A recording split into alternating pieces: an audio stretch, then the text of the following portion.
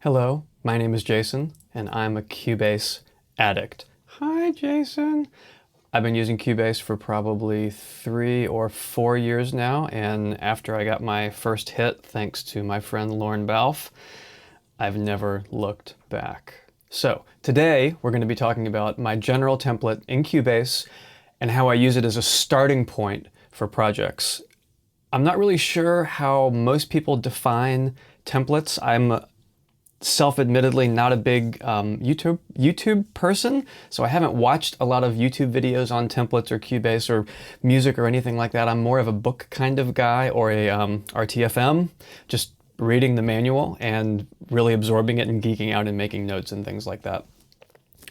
So I'm going to tell you why Cubase works for me and how I use it. I don't use it as a standard stock, this is my string sound, this is my brass sound, this is my percussion sound. I use it as a kind of go-to beginning, and I've got all of my strings and all of my brass and all of my percussion available. And then a lot of times, once I start getting into a project, if I'm using it as a template, I'll begin deleting a lot of the things that I'm not actually using. So my track count will get cut down dramatically, which helps speed up the program a little bit too. Now to start out with, I'm in Cubase 9.0.4, build 292. That's from February of earlier this year. The reason I'm not in 9.5, I did upgrade, but Steinberg admitted to having, they didn't really say it was a bug, but they said they knew that the 9.5 update caused increased save times if you have contact-based instruments.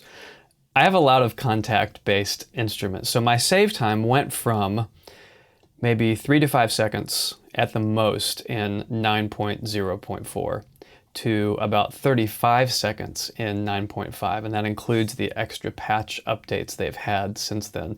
So that's just not something I can deal with, sitting for 35 seconds. I have it set to autosave every 10 minutes, and when it does it and it takes 3 seconds, no problem. When it takes 35 seconds every 10 minutes, that can be a workflow killer. So I'm still on 9, and really that's the only reason.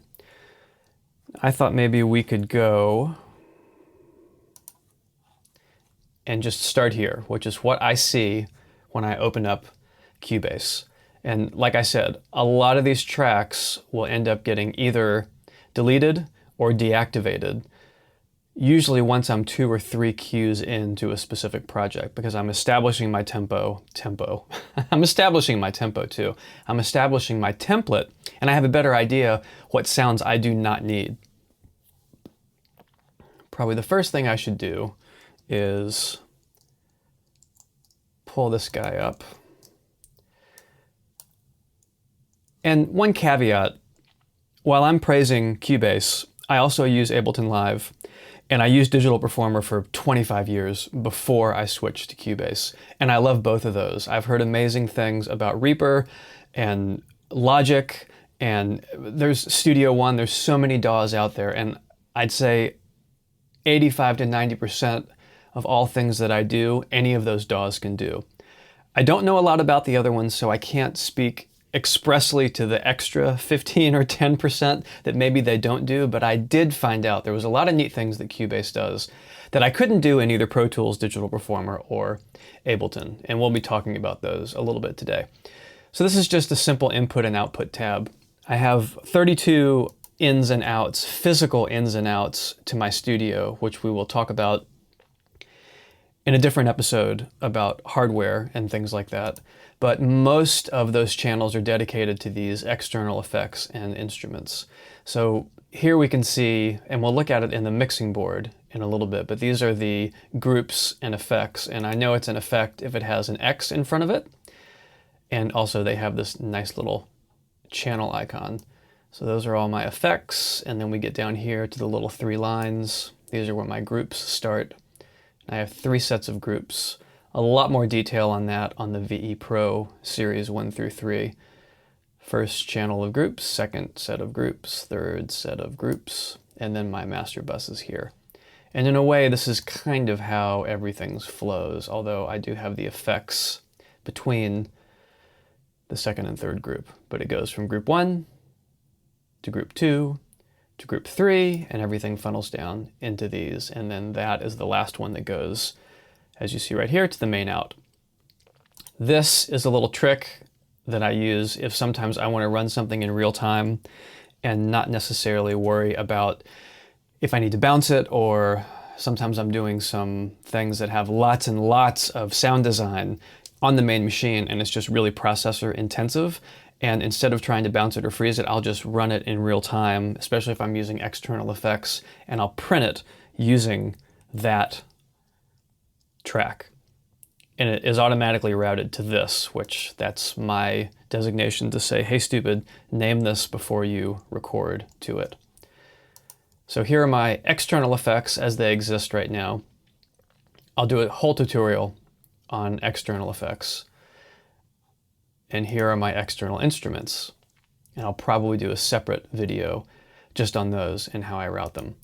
This is one thing that I love that Cubase does, is you can assign dedicated inputs and outputs.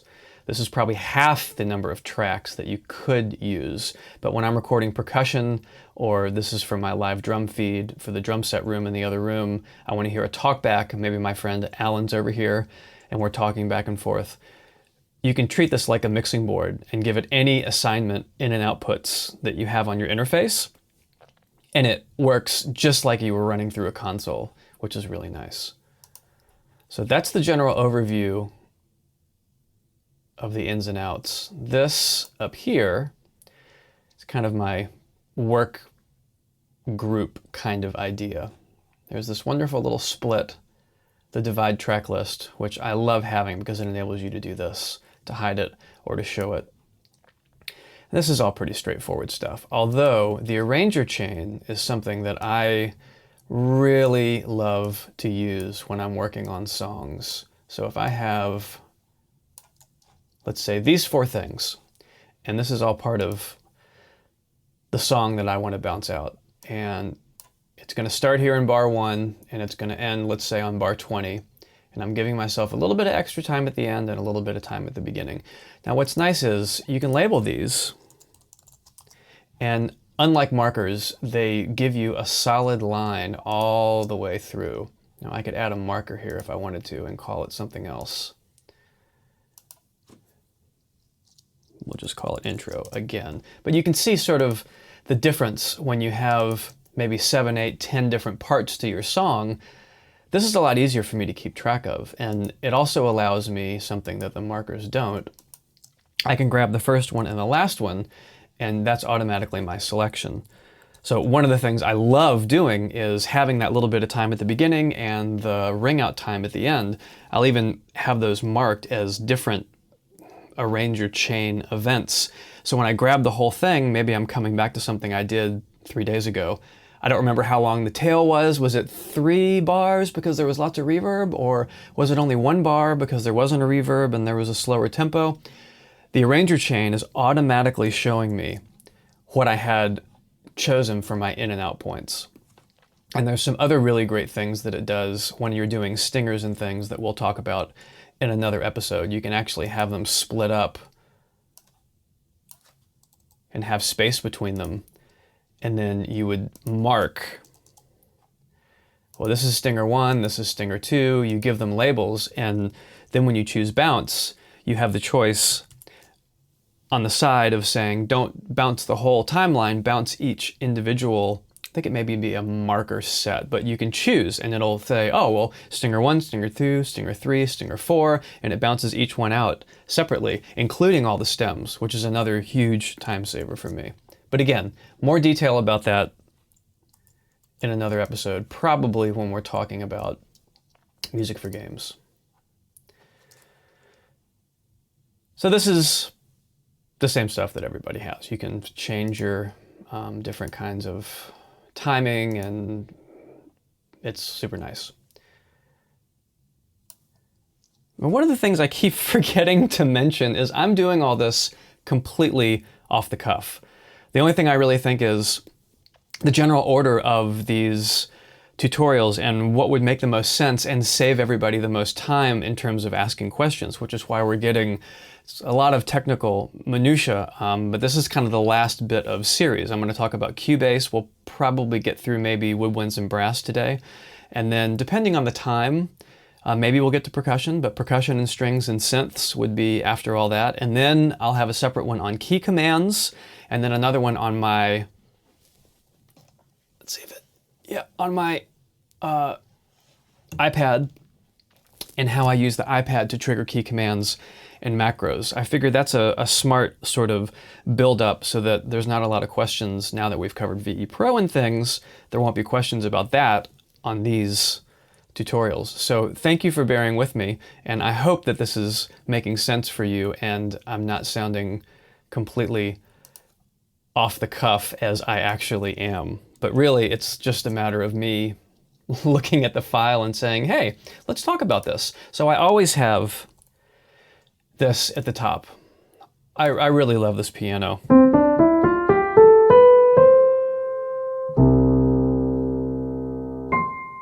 It's just a really nice, and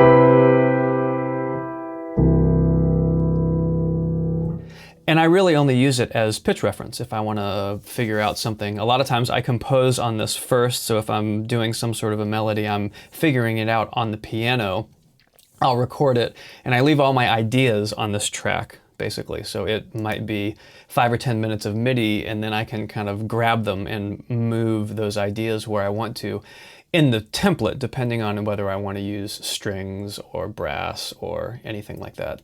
A lot of times that's at the top of the list, just because it's nice for me to be able to reference it.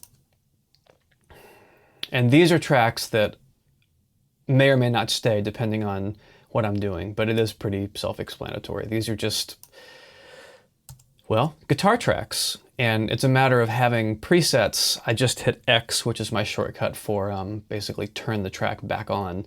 So this is sometime I was doing a funky Fender thing, and I've got my tuner, my compressor, my Fender Tweed amp, and my delay sitting there ready to go. Now that doesn't mean that those are the exact sounds that I'm going to be using, but it does mean that I have a really good starting point.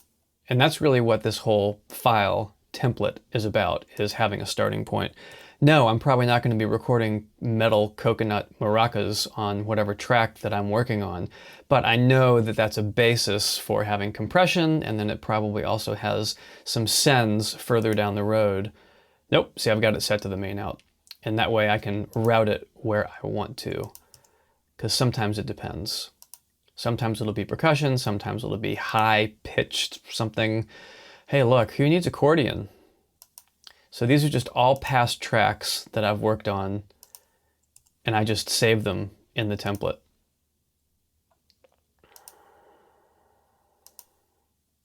Not even anything on there.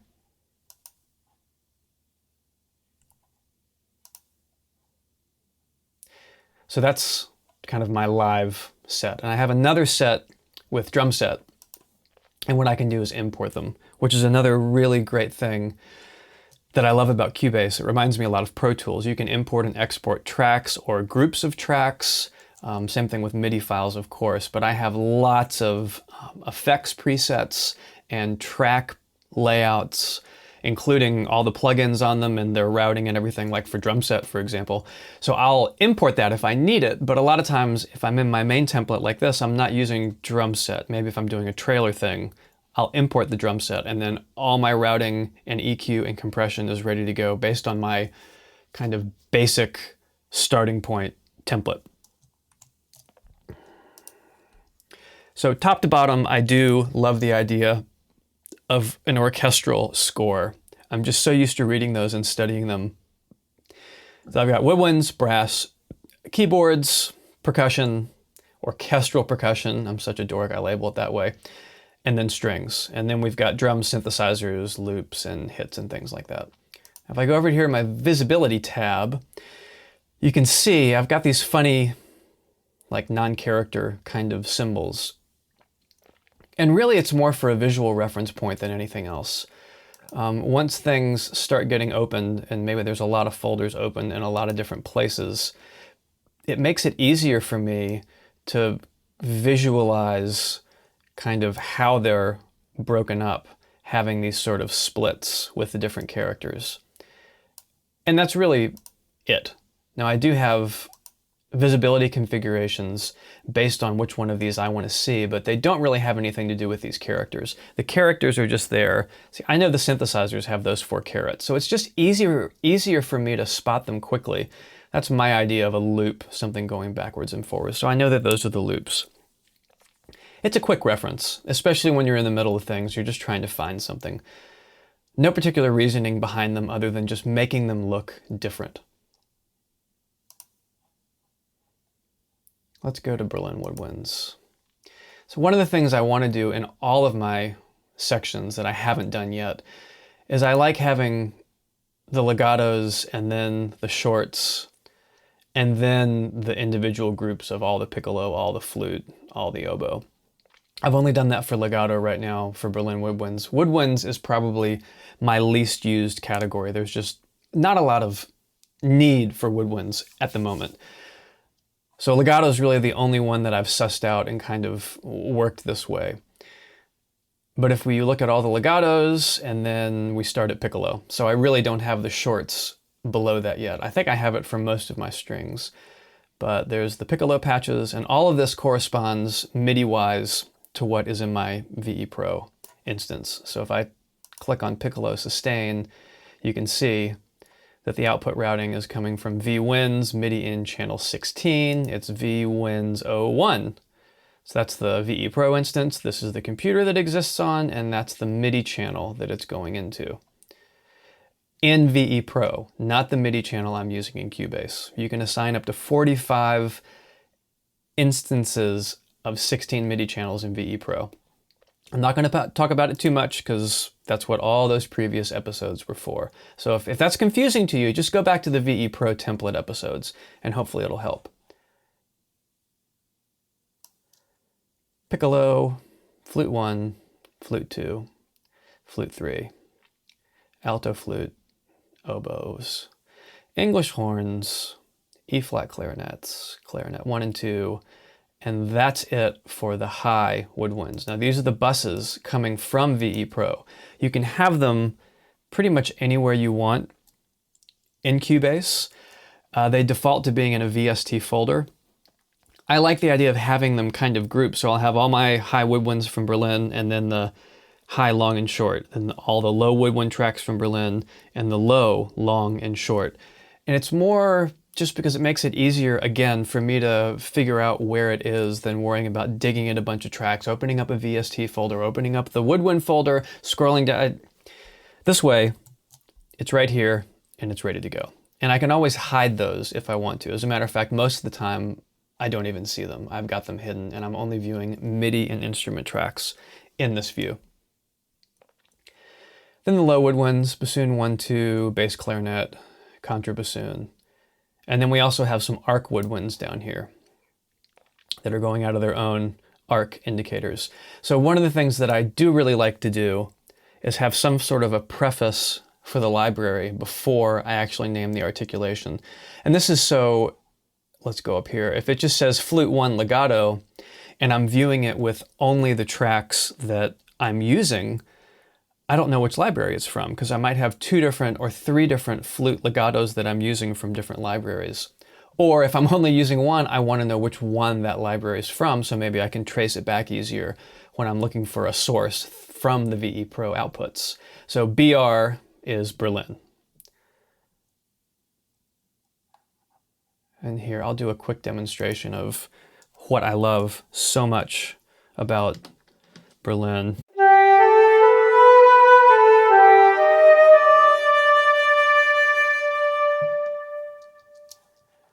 So that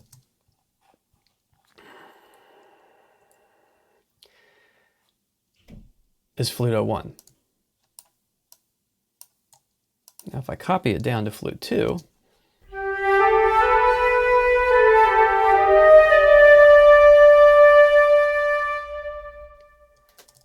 it's a completely different sound in flute 3.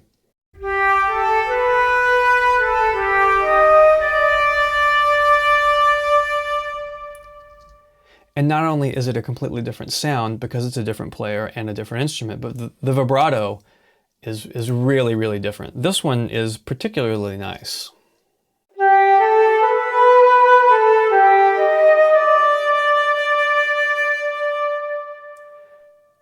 And a lot of times, depending on the instrument, they will have alternate vibrato styles as well. So they might have progressive vibrato, meaning that it comes in after a certain amount of time, or romantic vibrato, which is a very heavy vibrato. And I've got that switchable on my keyboard down here. I can use a controller and choose which vibrato I want, or if I want to have the vibrato turned off altogether. So this is kind of the basis behind orchestral tools, like the general way that they work. And then we're getting down to where all the individual, let's just go ahead and scroll. Flute 3, oh, alto flute, which is beautiful. Oh, you know what? Silly me, I'm scrolling when all my legatos are up here. I keep forgetting that I did that. So let's listen to the oboe.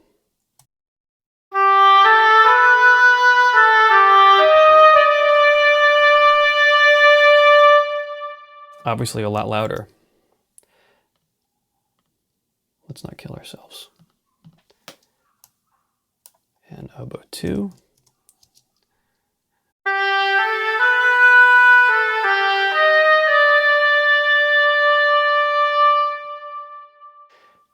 And there's a lot, as you can see. Lots and lots and lots of choices. All right, I'm going to delete that. Make sure we don't have anything else here where we're getting superfluous sounds. So that's Berlin Woodwinds. Love it. Probably my first choice for solo woodwind sounds. Here's Spitfire.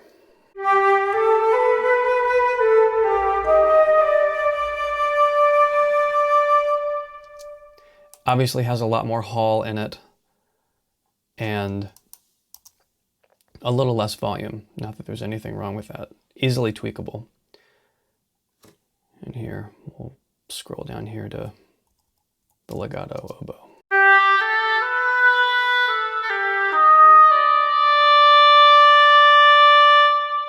They have a really, really nice oboe. Oboe is tricky, and honestly, Berlin and Spitfire are the two best oboes that I've heard, hands down. And the English horn in Berlin, is it Berlin that has the really nice English horn that I like?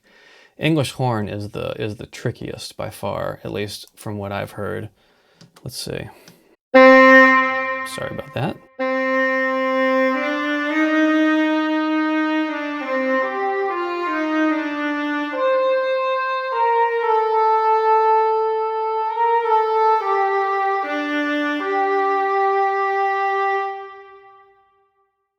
All right, and then let's listen to the Spitfire English horn. I'm sure it's down here somewhere. There we go. Check our volume.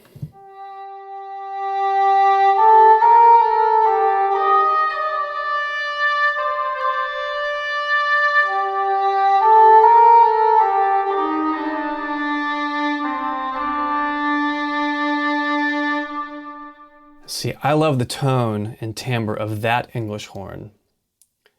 But even if you're using the close mics in Spitfire, there's still a lot of hall, which is what's nice about having the option between Berlin and Spitfire, basically just sitting here ready to go, that I can choose either one, and if it's an ensemble passage, I may end up doing both of them. But if it's a solo passage, I'll probably use the Berlin, or maybe even record the Spitfire and boost it and EQ it a little bit to help get rid of some of that room tone if I want to bring it a little more forward, like it's got a solo mic on it. And then we have Albion, which these are just standard kinds of stock Albion sounds, which really are nice. The shorts are especially fun because they're so... it's just got a great, you know, kind of...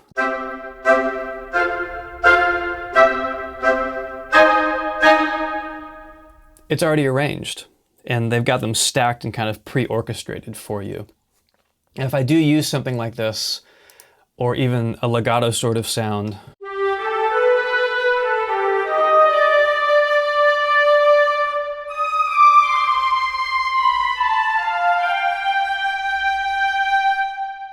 that will be in combination with some of the soloists from Berlin or Spitfire. I really only use ensemble sounds to help the section sound more like an ensemble and not individual solo MIDI triggered instruments. And it helps with blending for sure. Now, one of the big things that I'm thinking of when I'm doing these is just time. And it seems to me that, 35 or 40 minutes is a pretty good length in terms of time. My first video that I did, I wasn't paying attention to the clock. It ended up running at an hour and a half. And that wasn't on purpose. It just was kind of my chain of thought, and I came to the end and I stopped. So that's kind of what I think I'm going to do from now on. We went through the woodwinds and a kind of an introduction to the template. So next time we'll probably do brass and then get through some keyboards and percussion. Again, thanks for watching. I hope some of this is helpful and informative, and I will be posting this Cubase file that has all my template tracks in it up on my Patreon site. Now, we haven't looked at specifically icons and track icons yet. We'll probably be seeing them when I start pulling up the mixing board a little bit. Now, what I can't do in good faith is include those icons in the Cubase file because those are from Pound Sound and they're amazing. I will have a link to them. Pretty sure most of them are available to purchase at a very reasonable price. So if you want to get some custom icons that you haven't used before and have them matched up to all your channels, honestly, I think getting them, finding the ones you want and placing them in your tracks and making them your own is 99% of the fun. So by all means, use my track icons as examples, copy them if you want. But if you want the icons, grab them off of Pound Sound. Okay, that's it for today, and you know what that means. It's turkey time.